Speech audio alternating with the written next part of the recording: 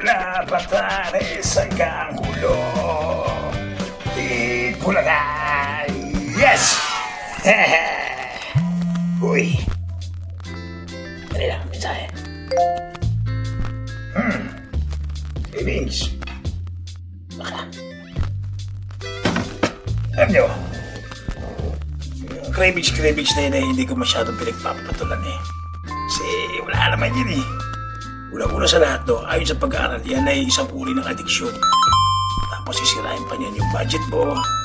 Tapos yung dieta mo, di ba? Kung ikaw ay may pinangangalaga ang pangangatawan.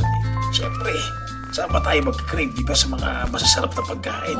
Para kami mag-crave sa mga nilagang gulay, di ba? Kaya wala sa akin yan. Uy, wala.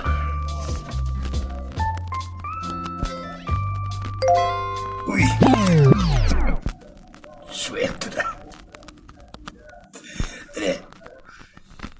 Hello, pre! Asa ka na? Kaya na pa ako dito sa baba. Aba.